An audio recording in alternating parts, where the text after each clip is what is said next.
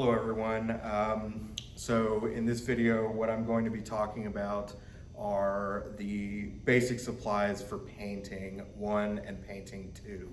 I apologize again that I can't be there in person. Extraneous circumstances prevailed, but hopefully this video will help you out. Here in a minute, I'm gonna come back around the table and then pan the camera down, and we're gonna go through all of the materials. That way you can see them. It's not just an ambiguous, kind of list of things. I'm gonna talk about some different kinds of paint that we might use, some different brands, some things like that. I'll show you some different kinds of brushes, some different cleaning materials, our palette, and we'll talk about the canvas and everything like that. So, before I get into all of that, I do want to talk a little bit about where you can get these supplies at. So there has been a little bit of turnaround in the art supply world in this area. For instance, last year Aesol Art Supply closed, but they did open a Jerry's Artorama in Dallas. It's on 635 near the Galleria. So it's a little bit of a drive from here, but if you saw the announcements page, I did include a coupon on there that's good through September 10th. They are offering a deal that if you sign up for their VIP card, which gives you 10% off of all of your purchases there, and I believe on online as well. If you sign up for that, they'll give you 20% off your entire purchase, through September 10th. So I recommend Jerry's because it is a professional grade art supply store, and they have everything in like a one-stop shop, okay? Aside from Jerry's Artorama, they have the brick and mortar in Dallas. You can also order through them online. Some other online options would be dickblick.com, Utrecht, Daniel Smith, Cheap Joe's, and once again, Jerry's Artorama. The one thing I do recommend though, if you are going to buy your supplies online, is just be aware that shipping times may vary, and so that might be an issue. But in person, there's also been a little bit of turnaround. So once again, you can go to Jerry's in Dallas, but your other real options would be Joann Fabrics or Michaels. I hesitate to say Hobby Lobby because Hobby Lobby has very recently gotten out of the professional and quality oil paint game. If you go, some of it might still be on clearance. They did a lot of pretty heavy markdowns on what I would consider their quality versions of oil paint. At this point, all they're really selling is their own Master Touch store brand. And I really do not recommend that you buy Master Touch paint. It's very cheap. It's very, it's gonna be, tempting to buy it, but it's cheap for a reason. It's very, very low quality paint.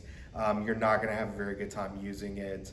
It just has a lot of limitations and issues with its pigment quality and everything like that.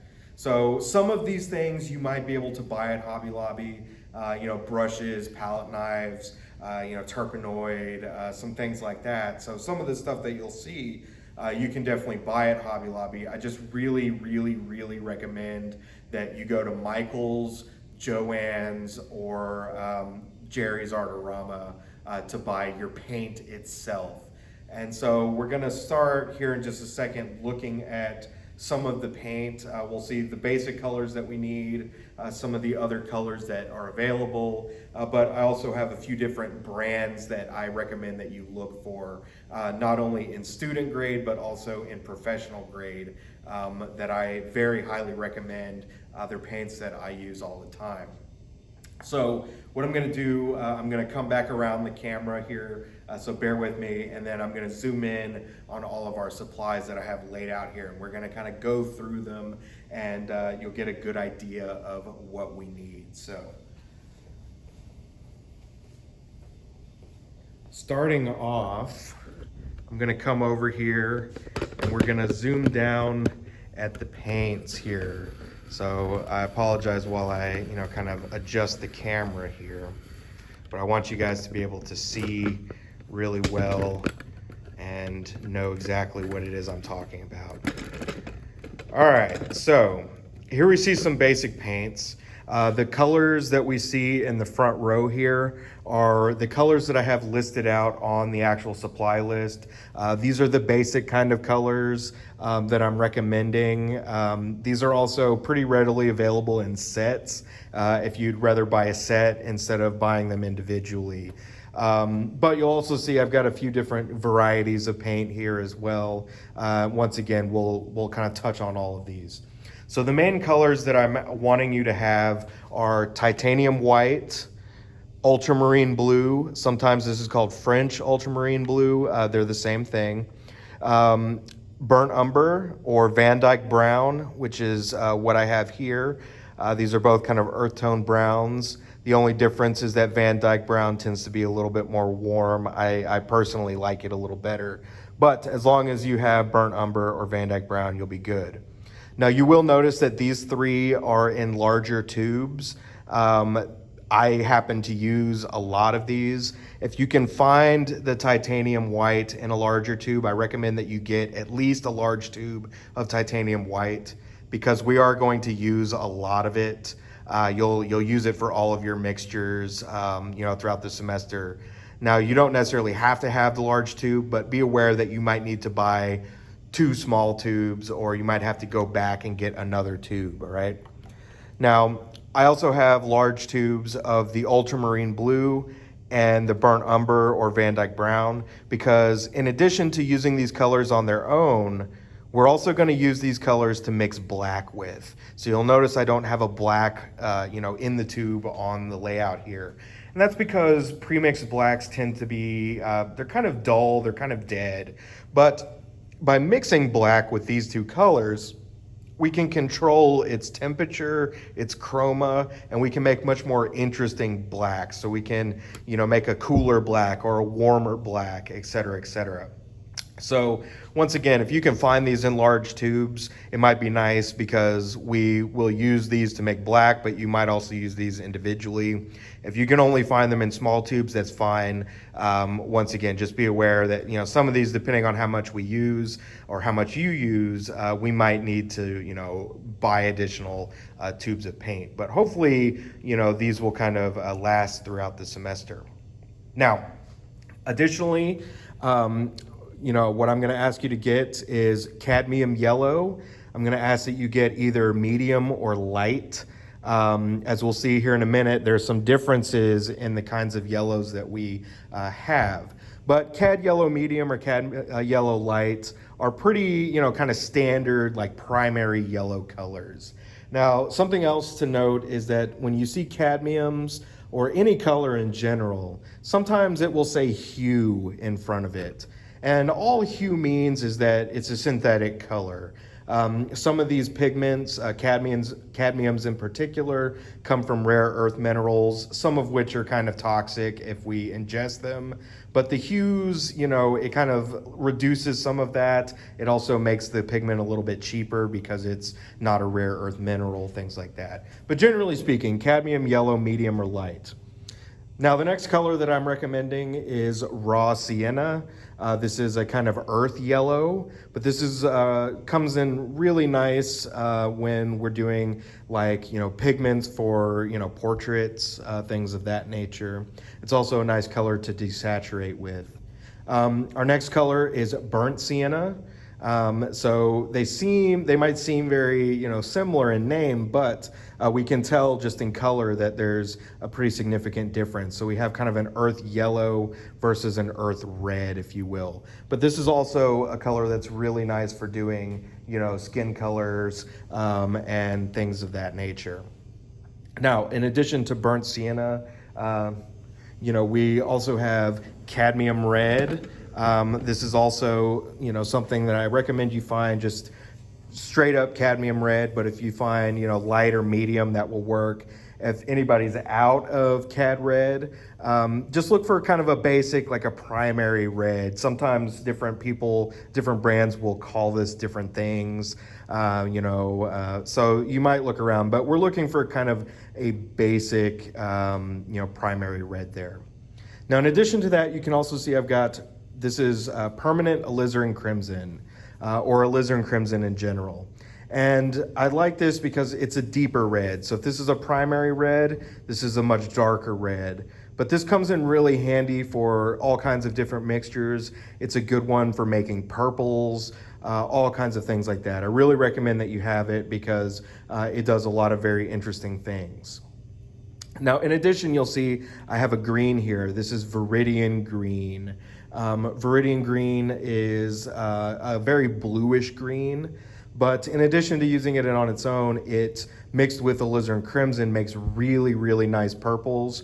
The colors that we can make from these two in particular are really nice in desaturating skin tones and things of that nature. So I really recommend it. Now, you'll also see that I've got another blue on our main list, and this is cerulean blue.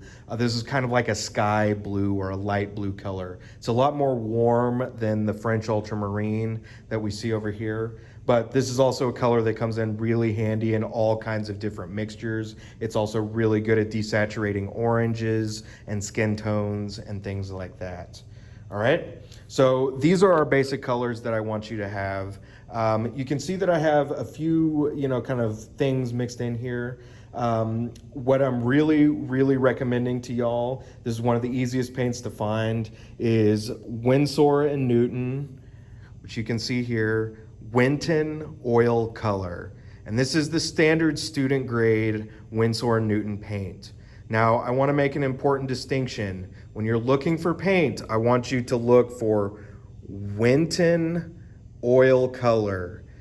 This particular company, Winsor & Newton, also makes a water-soluble oil. It will say water-soluble oil. And I do not want you to buy water-soluble oil. It's not really water-soluble. It requires very specific mediums that are specific to it. It does not intermix with the rest of these oil colors. Just please, please, please avoid water-soluble oil color, okay? So look for Winton. It's the easiest to find student grade. This is available at Michael's. It's available at Joann's. It's available at Jerry's Artorama, okay? So it's pretty readily available. So you can see I have quite a few of the Winton oil colors. Now, I also want to show you this one. So these are going to be, because they're student grade, these are cheap. These are usually about $5 to $6 a tube. It depends on the color. Most of these are pretty basic colors, so they're about $5 to $6, okay? Now, I do want to make the distinction, though. Here we can see Winsor & Newton as well. So if we look at them side by side, we can see it's the same company. However, you can see this one says Artist Oil Color and not Winton Oil Color. The difference here is that the Artist Oil Color, this is professional grade paint, okay? So this is gonna be a little bit more pricey. It's a little bit more expensive, but you will know where that money went. The quality of this is phenomenal. And that's not to undermine. I love these paints. The quality of this paint is really, really good as well. I use them myself.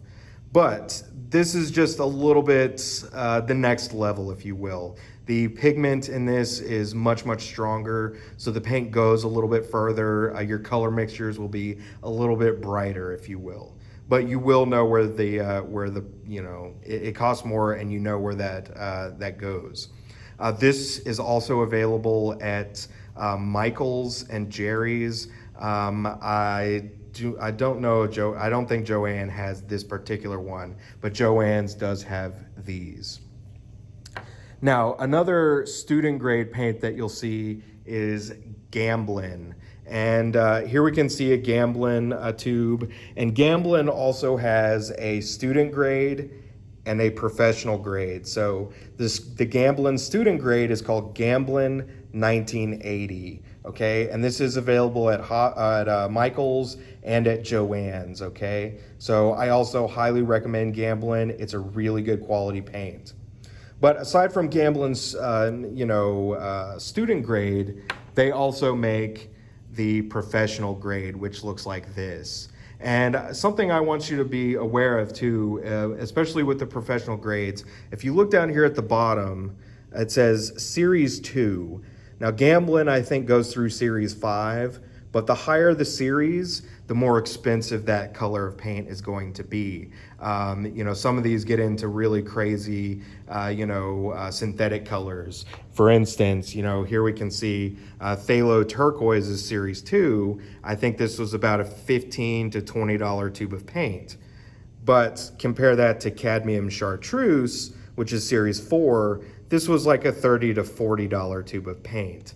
So once again, we can get rather crazy with this depending on what kind of colors and what series that we're getting into. But Gamblin, also a really nice paint. The professional grade that you see here is available at Michael's and Jerry's Artorama as well. Now, aside from our basic colors, these will make a lot of the colors that we might use, but they're not all the colors that are available. So that's something to keep in mind, is that we cannot make every color from these. So sometimes we might need to supplement. And so if you think about, your works, if there's any colors that you want to use, you can add them. So for instance, the turquoise is a nice example. We can mix something close to turquoise with the cerulean blue and some other things, but it won't be turquoisey turquoise like it will be out of the tube like this. Likewise, magenta is another color that, is not something we can make by mixing, other colors. So magenta is really good for doing things like bubblegum pink, Barbie pink, things like that. So, we won't be able to make that kind of pink from the cad red and white. We're gonna need magenta. But magenta also tends to be a little bit more pricey, color of paint. I believe this one, permanent magenta, the professional grade quality, this is, somewhere like a $25 tube of paint. But that's something that they also make in the student grade if you look for it. It's still a little bit more pricey in the student grade, but once again, there's certain things that we can only do with this. Some other optional colors that you might consider are, right here we have just a different kind of blue. This is phthalo blue. So this is a really, really dark blue. It's much darker than the French ultramarine. It's also a lot cooler blue, whereas the cerulean and the French ultramarine are a little bit more on the warm side. If we compare the two here, we can kind of see that this one has a little more warmth and this is a little bit cooler. But likewise, another color that I like to have around is Terra Vert. And this is a kind of earth green, and it's not a very strong pigment. It's very transparent. However, this is really good in desaturating some of these other colors as well. And this is a color that they make in the student grades. The one I had happens to be professional grade. But once again, it's a really nice color for doing desaturated tones. It's really nice for making chromatic grays and skin tones and things like that. It also is really nice for like landscapes and all kinds of things like this. Now, I also wanted to show you just some other kind of wild things here. Here we can see just another paint brand that's student grade that you might find. This is Academy by Grumbacher. Grumbacher also makes a professional grade. This used to be available at Hobby Lobby, but they've discontinued it. But this, I believe you can find this at Jerry's Artorama. All of these are available online. There are other paint brands as well. One of my other favorite ones, you'll only be able to get this online or at Jerry's Artorama, and that's Holbein. This is a Japanese paint company, but this is really good quality stuff. They also have a much wider range of colors. Their colors go up into like Series F, so they can get pretty expensive as well. But they make a lot of really crazy colors and synthetic colors that are pretty fun. But just to show you another brand that you might find. But I also wanted to show you, that there are a lot of things available out there, color wise. So here you can see I've got 4 different yellows. I've got Cad Yellow Medium, I've got Cad Yellow Deep. We can see the Cad Yellow Deep is a little bit more into the orange range.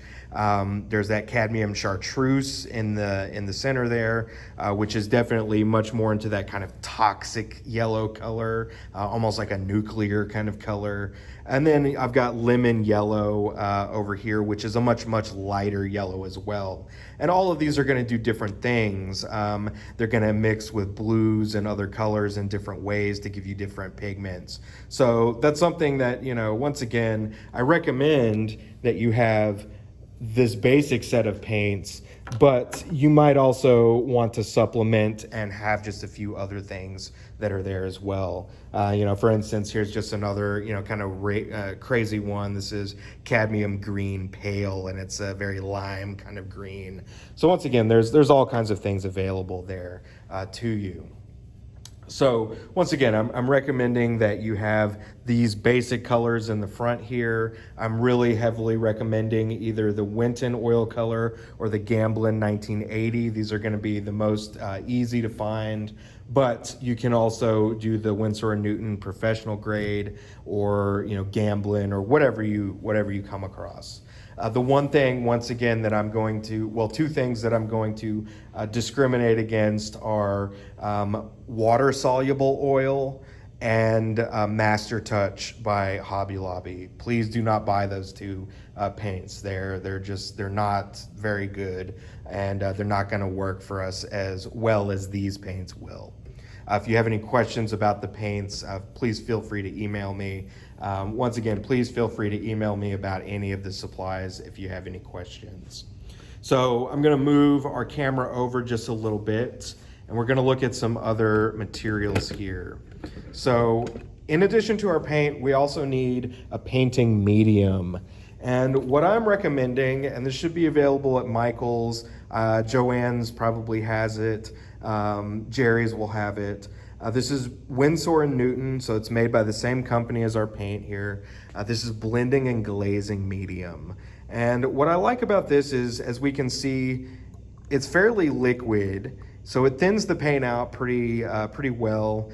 But it also dries very quickly as well. So, we can make this dry within a day or 2, depending on how thick we lay the paint down and how much of this we put into it. So this is what I like to use. I think mediums in general are a kind of, it's a subjective thing. So, some people like to use Liquin, and Winsor & Newton makes a Liquin. It comes in the same kind of container, but it's a little bit more of a gel-like substance. It's got a little bit heavier body. It also dries very, very quickly. But some people like that. You can also use, linseed oil, walnut oil, or stand oil, as it's called sometimes. There are other painting mediums such as those. Many of them, they come in a container like this if it's made by Winsor & Newton. But there are other versions. Gamblin makes a few mediums that you can see or that you can find. But this is what I really like to use. It's very easy to use, especially as a beginner kind of medium. It also does not yellow over time. So if you can find this, that would be great. But like I said, if there's something else that you prefer to use, feel free to use that as well.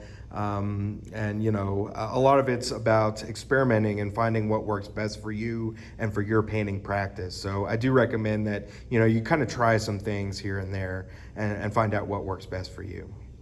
So in addition to the medium, the other main kind of chemical thing that we're going to need is terpenoid. So you see this says odorless terpenoid.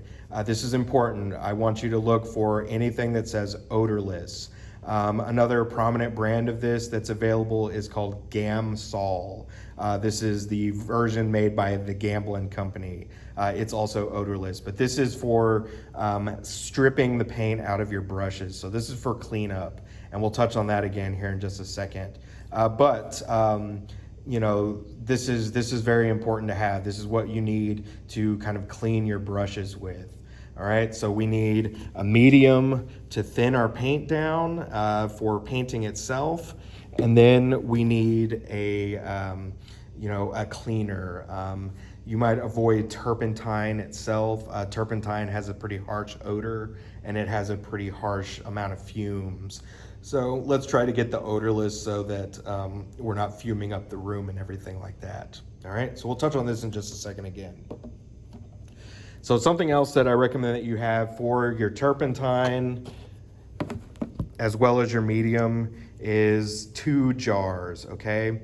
If you notice, the lids on both of these are kind of small, and it might be hard to stick a bigger paintbrush in there. So I do recommend that you have at least 2 jars, one for your turpentine and one for your medium, okay? I also recommend that you have a glass jar. This particular one's plastic. It will work. They just tend to be a little bit more flimsy and everything like that. But I do ask that you have a jar that has a screw-on lid. Okay, that's very important so that this stuff doesn't spill out very much. Likewise, you don't necessarily need to buy a jar if you have some lying around. I use a lot of like old, salsa jars and things like that. So you can use some jars that you've got lying around. You don't need to buy anything there specifically. But I do want you to have 2 jars to use for the medium and the turpentine respectively. So we'll come back to the turpentine here in just a minute. So in addition to the paint and your medium, your turpentine, we're gonna also want to have some brushes and some tools to work with. So before I get into brushes, I'm gonna start on the front row here. I'm recommending that you have some kind of a pencil or maybe Vine charcoal to draw with. Vine charcoal in particular is really nice for oil paint because it doesn't smudge and it doesn't tint the paint as well or as hard. Whereas graphite will turn your white gray and things like that. Charcoal won't do that. Charcoal is also easier to erase if we make mistakes. We can just kind of wipe it off, whereas the pencil tends to stay there. It's harder to erase on the canvas. But we will have the opportunity to use the projector later on. And sometimes, I like to use the mechanical pencil in that case because I don't have to resharpen it. I can just, bring more lead out and things like that. But you can use a regular pencil too if you want. I recommend the Vine charcoal, but if you want to use some kind of drawing implement, that would be great. In addition, you might also have a Sharpie marker, something that you can write your name on the back of your canvas with, as well as onto your materials if you plan on leaving them in the cubbies here in the class. You don't necessarily need to have a Sharpie. I've always got one on me, but if you want your own, that's something that you can have too. Now, in addition to our drawing kind of tool, I'm also recommending that you have a palette knife, which looks like this. And when you go to the store, you might see that there are many different kinds of palette knives. They come in all kinds of shapes and sizes. Some of them are round or square. Some of them have this crook, whereas some of them are flat. But what I'm recommending, they come in, different sizes. But what I'm recommending that you get is one very much like this. It's got a longer blade, which makes it easier to mix, but it also has this kind of crook in the handle, which allows us to keep our hand off of the palette while we're mixing. But the purpose of this is to actually mix the paint with. It's better to mix with the palette knife because you get a smoother and consistent mix, and you don't load your paintbrush up with a ton of extra paint. So some of this is about control of the medium more than anything. But once again, if you get a palette knife that's kind of like this, that's what I recommend. These metal ones and wood ones are fairly cheap, but they also make them in plastic. Okay, I really do recommend the metal ones over the plastic ones like this. The plastic ones are going to be cheaper, but they don't have as fine of an edge on them as the metal does. And so it's just a little bit more cumbersome to mix with them and everything like that. So I do recommend that you get a metal palette knife. Now, I do like to show these just to show the difference between them, but I also like to show these in that, you know, it's more important to have one with a crook, regardless of if you get a plastic or a metal one, than one of these flat ones. So you'll see that flat one, if you're trying to use it, you run the risk of dragging your hand through all of your paint on the palette, and it's just not as easy to use as one of these, you know, guys that has that little bend in the blade there. So that's what I recommend. Now let's also talk about brushes. If you look on the supply list, you'll see that I have a number of brushes kind of listed, if you will, but there's no really set thing with that. You know, like every brush company kind of calls or numbers their brushes a little different. So you can see like here, these are, you know, one specific brand, but they have, you know, number 2, number 4, number 6, you know, et cetera, et cetera. But the point that I want to get at with these is that I want you to have a variety of different sizes, okay? So you can see I've got some that range from like a really, really tiny guy all the way up to kind of a bigger general guy there, all right? So I like to have, and I would like you to have at least several different sizes, because, you know, when you're doing something tiny that needs little detail-y work, it's hard to do that with this big old guy over here. Something else I usually like is to have 2 of each brush. So, you know, one that I apply with and one that I blend with, or one that I use for, you know, lights and one that I use for darks, things like that. So keep that in mind. And I'm going to show you a few other kinds of brushes. There are a lot of different brushes. These particular ones are synthetic bristle. These are usually marketed for watercolor and acrylic, but what I like about these, they're very, very soft, and they give you really nice smooth blending. But you do run the risk of tearing them up faster using them with oil paint. But I do like to have, you know, this is what I paint with the majority of the time, okay?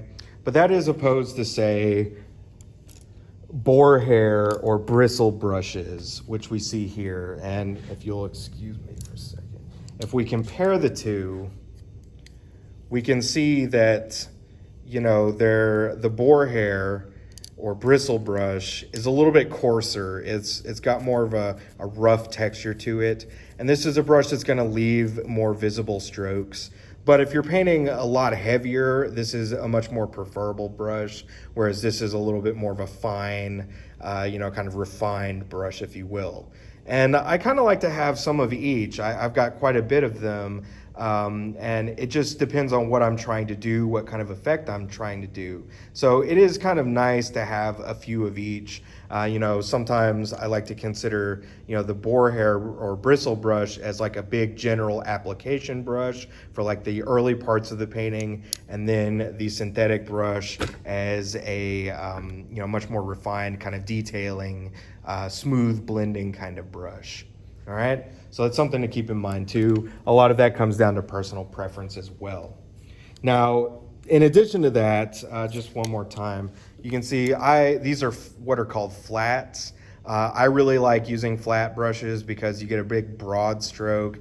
You can also get them really, really crisp on the edge and make fine lines and things like that. But there are different kinds. So as you can see here in just a second, they also make round brushes. And this comes into, you know, some people prefer flats, some people prefer rounds. A lot of it, I think, depends on what you're trying to do. But we can see a boar hair, you know, bristle brush and a synthetic. So they come in each. They also make what's called a bright, which is kind of like a blend between the two. It's like a flat brush that's had the edges rounded off and things like that, all right? So this is something else that you might consider, you know, a personal preference. I also like to have, you know, like some round brushes versus some flats, all right? Now, you'll also notice that there are a variety of different kinds of brushes in terms of shape. So, you know, here's a nice example. This is what's called a fan brush. And this is a nice brush for, you know, blending. It's also nice for doing like clouds and wispy things.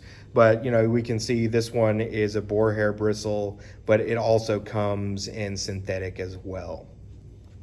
So that's something else. It's not required, but you might like, or you might find it helpful. Something else that we might find helpful, this is what's known as a liner brush. And we can see it's a small brush, but it's got really long bristles on it. And this is something that allows us to get a lot of paint in those bristles, and it allows us to do really long, fine, straight lines with it. So that's something else that, you know, you might not necessarily need, but if you're doing something with a lot of like long, fine lines, you might go for something like that.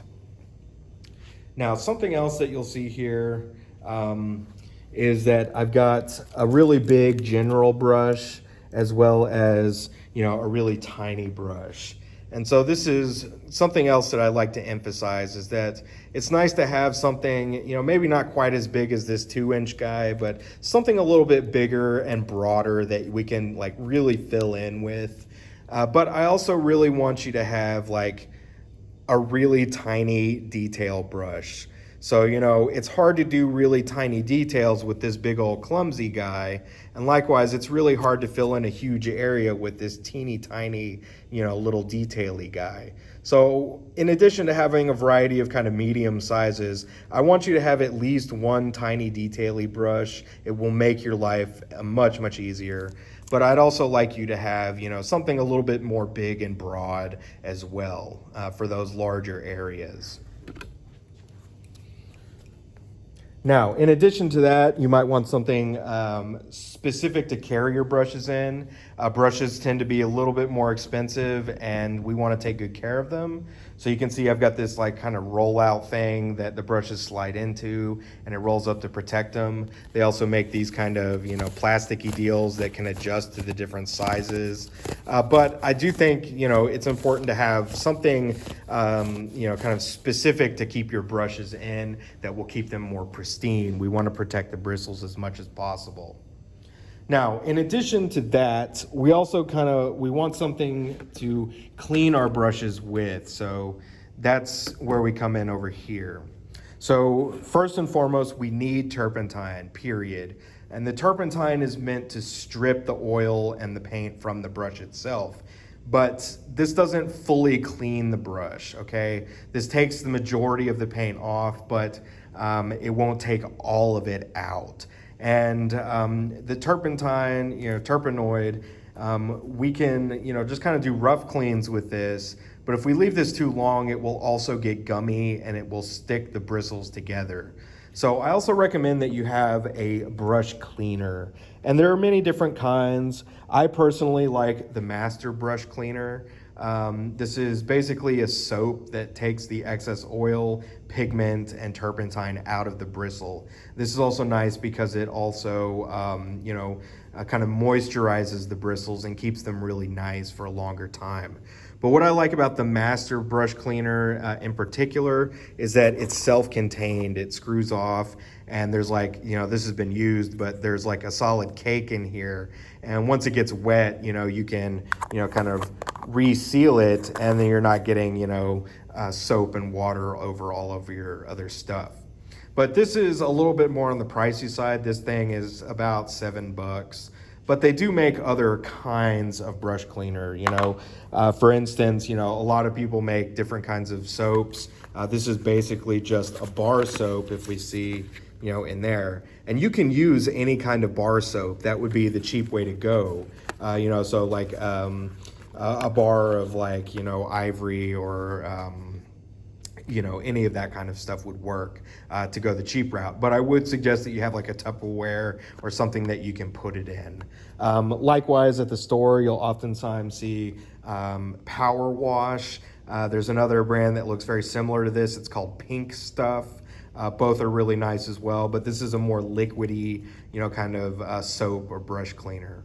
You could also, going along the cheap route, you can use Dawn dish soap. It works really, really good. In fact, I like to use Dawn for cleaning, these kind of bigger brushes, especially because you put a little dab on there and you work it in and then you rinse it out. So I do recommend that you have something, like this that will help clean and keep your brushes pristine, because they are kind of pricey, and I would hate for you to, go through a bunch of, brushes really fast. The other thing about the brushes is you can buy them individually, as we see here, but sometimes you can also buy them in packs, which will have kind of an assortment of different brush sizes or shapes. That's perfectly all right as well, okay? So moving a little further down, also in addition to, kind of cleaning, you might want to have your own roll of paper towels.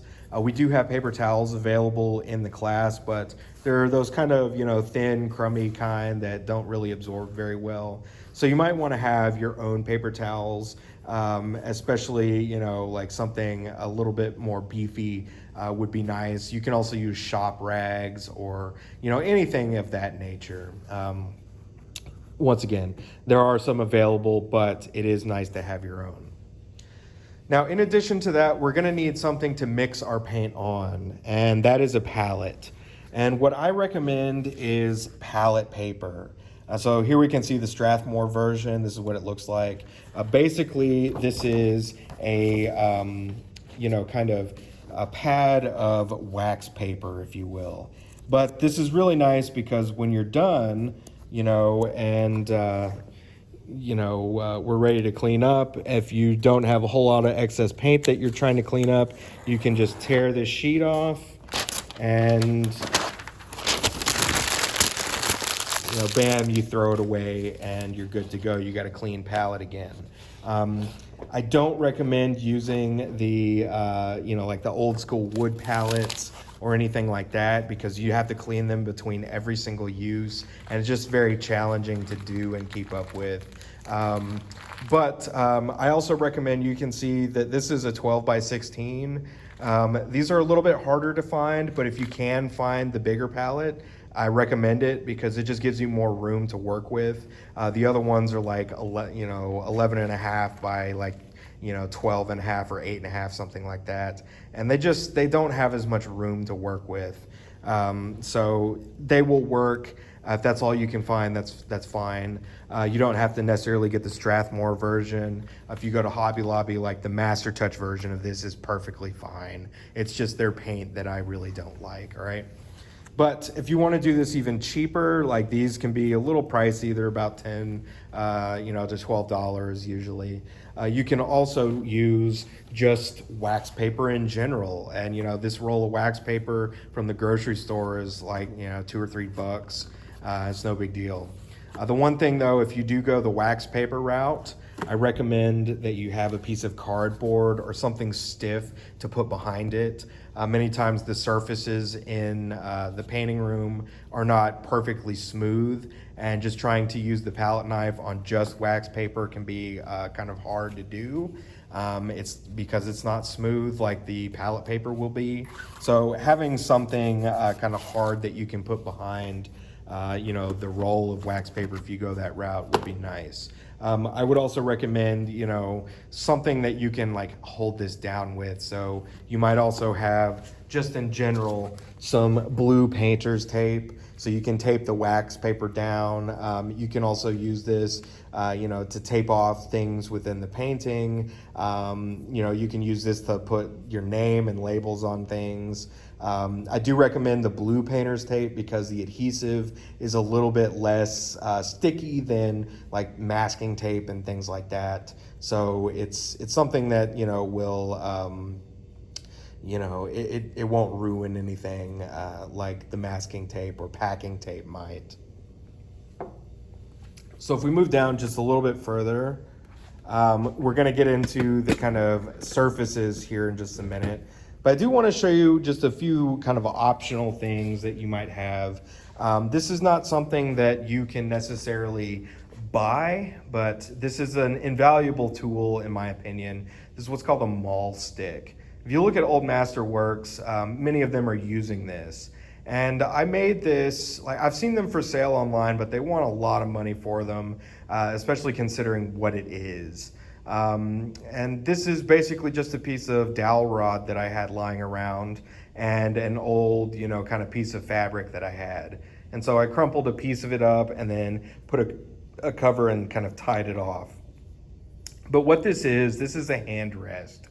So it can be very hard if you're trying to do very small, pristine little details, but you're trying to hold your hand off of a wet painting. Well, with this, we can rest the edge or the pad on the edge of the painting, hold it off with our other hand, and then we hold our brush, and now we can steady our hand while not dragging it through wet paint. So this is something that I use all the time. Once again, you don't necessarily even need the pad. You can just have like a piece of dowel rod. You might even have a yardstick. You can use the yardstick as the same thing. The yardstick is also nice because if you need a straight edge, you can put the yardstick up, and they're usually pretty cheap. So then you can just put your brush on, bam, you have a straight line, and who cares if you mess it up. So a yardstick is another thing that you might have. They're usually like 50 cents at the hardware store or something like that. So that'd be the cheaper way to go about this, and you don't have to make anything. Additionally, you might also have an apron. You saw me wearing an apron at the beginning. Painting, especially oil painting, can get kind of messy. However, unlike acrylic, if oil paint gets on your clothing, if we act fast, we can get it out before it dries. Once it dries, though, it is there forever. So I do recommend that you have an apron or just wear clothes that you don't care about to this class. Bring like an old, smock or t-shirt that you don't mind getting messy or, anything like that. Now, let's talk about canvases. So for painting one, basically everything that we've talked about so far is something that, everybody can use, painting one or painting two. But, for painting one, what I'm going to want you to have is at least 6 canvases that are 16 by 20. Okay, so we need 6 stretched canvases that are 16 by 20. For painting 2, you're going to have 4 canvases that are at least 22 by 30 or larger. Okay, so 22 by 30 is just it might not be like a size that you can buy, but just something in that kind of general range. Okay, so you're going to have a little bit larger, works. Now let's look at some different kinds of canvas. You might have seen these. This is a canvas panel. This is just like a piece of canvas wrapped around a piece of cardboard. I really recommend that you don't have these. We're going to do 2 assignments. You could use these for the assignments, but for the actual projects, the 4 major projects that we're going to do, I'm going to ask that you get a stretched canvas, so not these little canvas panels, okay? Now, when it comes to stretched canvas, you can see I've got 2 of them here. You really need to be careful. A lot of the places like Joann's, Michael's, Hobby Lobby, the people that stock them don't really use canvas. They don't know how to handle them. So many times I've seen that they're warped or the canvas itself is sagging. So when you buy a canvas, you really want to look it over before you just pick it up and get it. And you really want to make sure it looks taut. And a nice way to tell if it's taut is if you hit it, it should sound kind of like a drum. And you should see it, if it's loose, it'll have this kind of wave or ripple in the surface. You want to avoid that, okay? Now, something else that I've noticed in the last few years, Joann's, Michael's, Hobby Lobby, they've stopped selling quality canvas. So they've started doing, much more kind of cheap canvases. So I want to turn these 2 around so you can kind of see the difference between them. So on the left here, or on the right here, we can see this is a really cheap, crummy, stretched canvas. It has this very, very thin stretcher bar. And these are the ones that warp and distort a lot more commonly. So I want you to try to avoid these if you can. But if we compare that to, say, a much, kind of better quality stretched canvas, we can see, how much thicker the stretcher bar on the one on the left is by comparison. And so this is what I'm really going to recommend that you look for, is like a little bit heftier, kind of wider bar on the back side. You can see this one is stapled. Sometimes they have this kind of groove that has a thing holding the canvas in there as well. But once again, at least for art one or for painting one, 6 16 by 20s, and then painting two, 4 22 by 30 or larger. Okay. Now, something else that you might look for, sometimes these come with the canvas. If you've ever wondered, they make what's called, keys or pegs in this case. These are little pieces that if your canvas is loose, if it's not tight anymore, you can hammer them down into these little grooves and it will stretch it back out and make it tight again. And like I said, sometimes the canvas will come with some, but you can also buy them separately. You don't necessarily need these, but if you ever see that your canvas is loose, we can, use some of these to retension it as well. Now, in addition to this, when you go to the store, you'll also see that there are 2 different kinds of canvas usually, and that refers to like the depth of them. And so here we can see a standard depth canvas. It's about 3/4 of an inch, kind of deep. And this is pretty standard. If you want to use these, that's perfectly fine. But they also make what's called a gallery depth canvas. And it's a little bit thicker, as we can see here. This is just a frame that I have that I've reused, but it's about 1.5 inches or so wide. So it's a little bit heavier. But if you want to use that, that's perfectly fine. What I like about the gallery depth is that you don't have to frame these. You can just hang them on the wall as is. But, once again, those come in a variety of sizes, and if you want to use that, that's great. So that's all of the supplies that I'm recommending that you have. If there's anything else that you want to use, if you have anything that you've already used, that's perfectly acceptable as well. But if you have any questions, let me know. I'd be happy to help you out on that. Otherwise, go forth and get your materials, and we'll get started the next time.